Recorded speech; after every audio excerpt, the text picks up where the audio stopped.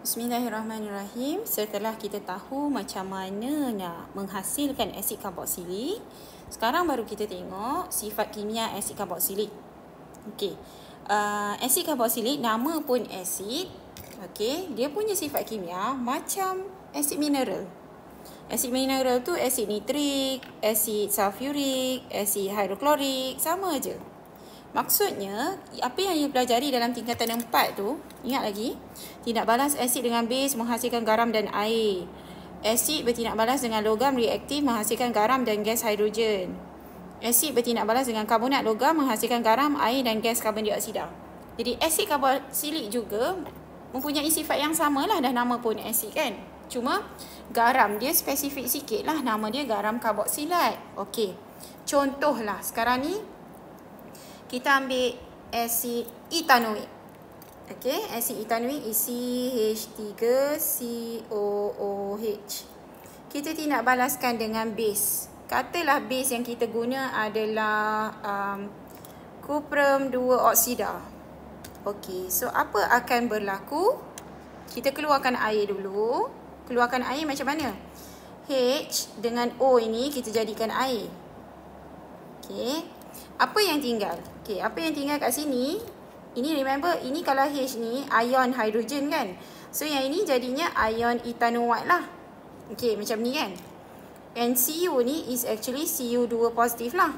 So combine dua ni. Remember, cat ion will always be dekat depan. So dia akan jadi Cu kurungan CH3COO tutup kurungan 2. Atau most of the time kita akan letak macam ni. Kita akan letak etanoate tu dekat depan. CH3COO kurungan 2. Okey. Lepas tu kita letak Cu. Kenapa pula boleh letak cat ion kat belakang? Sebab sebenarnya Cu ni menggantikan tempat H ni lah. Remember, garam ialah sebatian ion yang terhasil apabila ion hidrogen daripada asid digantikan dengan ion logam ataupun ion amonium. Ini definisi daripada topik garam tingkatan 4 tu. Boleh tengok balik. Okey. So, kita seimbangkan persamaan ini. Kita letaklah 2 dekat depan ni. Itu je. Okey, sekali lagi. Kita tengok asalkan tindak balas. Melibatkan, let's say, asid metanoik. Okey. Asid metanoik adalah ahli pertama kepada asid karboksilik. So, dia HCOOH sahajalah. Bertindak balas, let's say, dengan base natrium hidroksida. Okay. So, keluarkan ion hidrogen daripada asid itu dan ion hidroksida daripada base ataupun alkali. Hasilnya H2O kat situ. Okay. So, lepas tu, kita keluarkan. Kita keluarkan apa ya? Kita keluarkan ion metanoate ini HCOO negatif dengan Na positif ni lah. So, hasil garam yang terbentuk adalah HCOONA. Okey. Ataupun kita tulis NaHCOO, tak ada masalah. Mana-mana satu pun boleh. Macam tu. Habis apa nama dia ni? Natrium metanoate. Boleh? Okey. So, itu kalau asid karboksilik bertindak balas dengan base. Macam mana kalau asid karboksilik bertindak balas dengan logam? Okey, let's say asid karboksilik kita guna asid propanoik pula. So, asid propanoik is C2H5COOH. Saya lupa nak letak. Kita remind ourselves for dia punya formula ARM. Formula ARM untuk asid karboksilik adalah CnH2n tambah 1 COOH, yang mana N dia bermula dengan 0, 1, 2 dan so on. Okey. Ke sini sikit. Gitu. Okay, so that's why kalau asid propanoik ahli yang ketiga kan. So N dia 2 lah. Okay, so bila ganti dengan 2 jadi C2H5COOH. Bertindak balas dengan satu logam. Logam kita ambillah magnesium, let's say. Okay, hasil dia adalah garam karboksilat itu dengan gas hidrogen. So, gas hidrogen tu kita keluarkan dulu sebab senang kan. Gas hidrogen tu akan keluar daripada H, daripada asid karboksilik itulah. Ion hidrogen tu akan jadi gas hidrogen. Okey. So, siapa yang tinggal kat sini? Yang tinggal kat sini adalah C2H5COO minus. Mg ni kita jadikan dia ion sebab cation ion akan bergabung dengan anion-nya. So, hasil tu nanti akan terbentuk apa? C2H5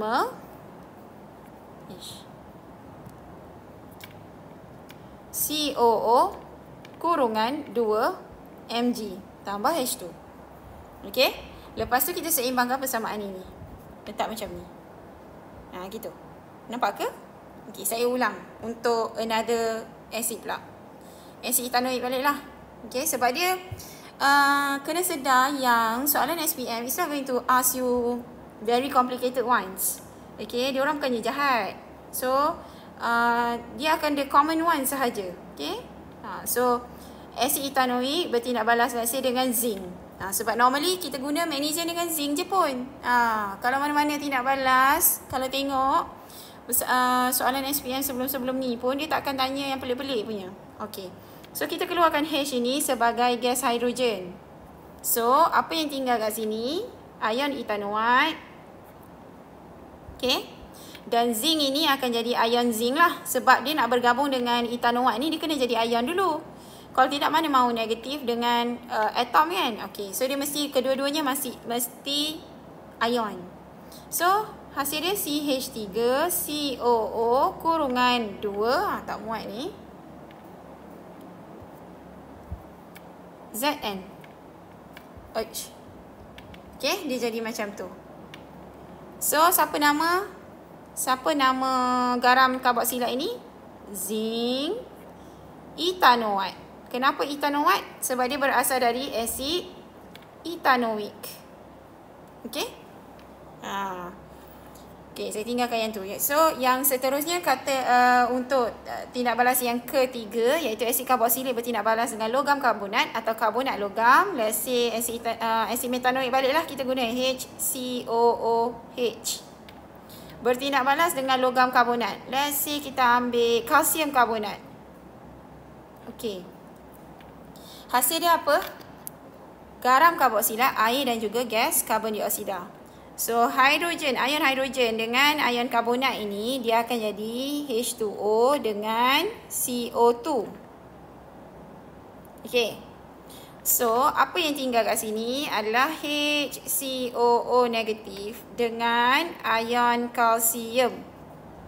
So, bila bergabung dua tu, okey, bila bergabung dua tu, saya guna pen color lain supaya awak nampak.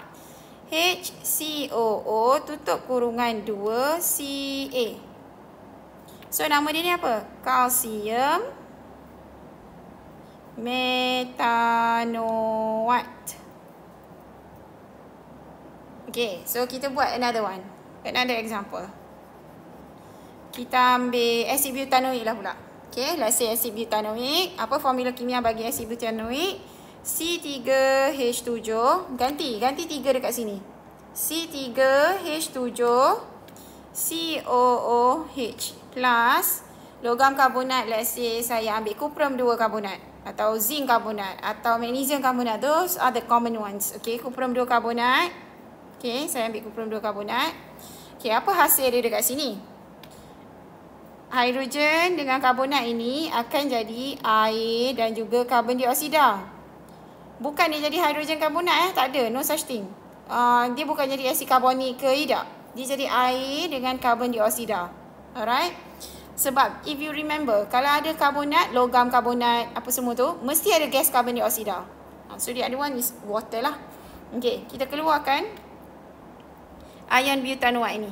C3H7COO negatif. Ini Cu ni is actually Cu2 positif kan? So, apa garam karboksilat yang terhasil? Nak letak Cu kat depan pun boleh, tak ada masalah. Sorry, saya dah silap tu. Saya salah tulis ni. C2. Careless. Sini C3 sepatutnya. C3H7COO tutup kurungan 2. Tambah ini. So, dia ni jadi apa? Cuprum 2 butanoate. Okey, seimbangkanlah persamaan you. Semua persamaan mesti seimbang. Okey, cuba tengok. Air ni dah seimbang ke? Hidrogen ada 8 kali 2, 16. Sini 14, 16. Okey. Okey, yang tadi ni pun saya lupa nak seimbangkan. Yang ni kena seimbangkan. Okey? Okey, dari segi dia punya eksperimen. Okey, yang ni saya ubah sikit Yang ni saya ubah balik kepada yang cuprum 2 oksida tu supaya awak nampak daripada gambar yang saya sediakan tu. Asid karboksilik katalah CH3COOH dengan cuprum 2 oksida. Nanti hasil dia adalah ini keluarkan sebagai air. Yang tinggal adalah ion ethanoate dan juga ion cuprum 2. So dekat sini, kat sini akan terhasil CH3COO2Cu. Bila seimbangkan persamaan ni, letak 2 depan ni. Okey. So dari segi eksperimennya, saya tak ada video eksperimen dia sebab eksperimen dia sama je macam tindak balas asid mineral tu, asid nitrik, asid sulfurik dengan asid hidroklorik kan. So katalah yang pertama ni kan, okey, sifat kimia asid yang pertama tu ni, okey, inilah dia punya susunan radas dia. You ada asid karboksilik lah. Dalam kes ini, kalau kita ambil sini, kita gantilah dengan asid ethanoik. Lepas tu nak tindak balaskan dengan cuprum 2 oksida. Macam ni je.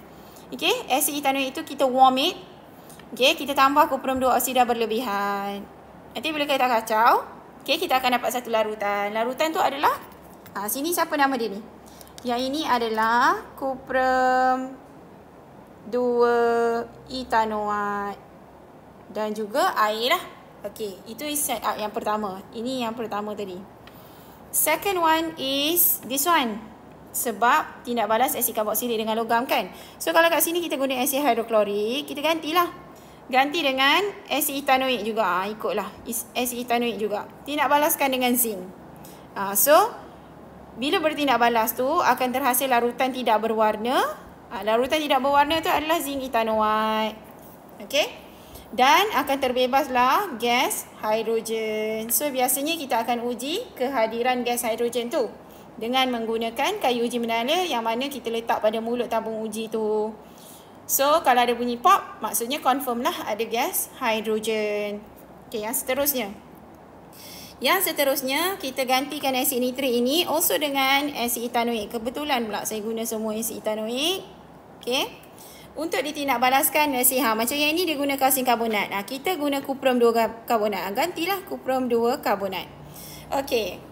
So, bila bertindak balas, hasil yang terbentuk kat dalam ni akan jadi satu larutan tidak berwarna. Akan jadi larutan berwarna biru lah sepatutnya. Kena check balik warna dia. Sebab dia cuprum 2 butanoate kan. Biasanya larutan yang mempunyai ion cuprum 2 ni warna biru.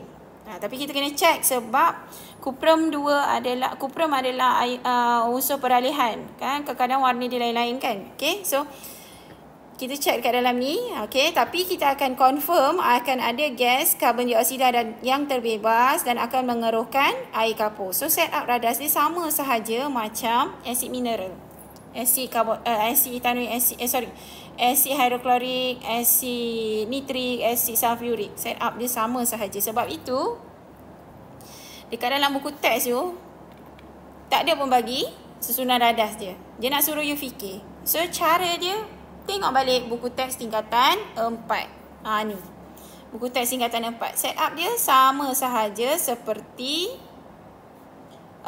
tindak balas asid hidroklorik, asid sulfurik, asid nitrik dengan sama ada base atau logam ataupun karbonat logam. Logam karbonat. Alright? Okey, so dalam video yang berikutnya kita akan tengok sifat kimia asid karboksilik Yang satu lagi, yang ini tak ada pada asid mineral, tak ada pada asid nitrik, asid sulfurik dan asid hidroklorik, iaitu pengesteran. So kita akan tengok pengesteran dalam video yang seterusnya. Okey, sekian, terima kasih.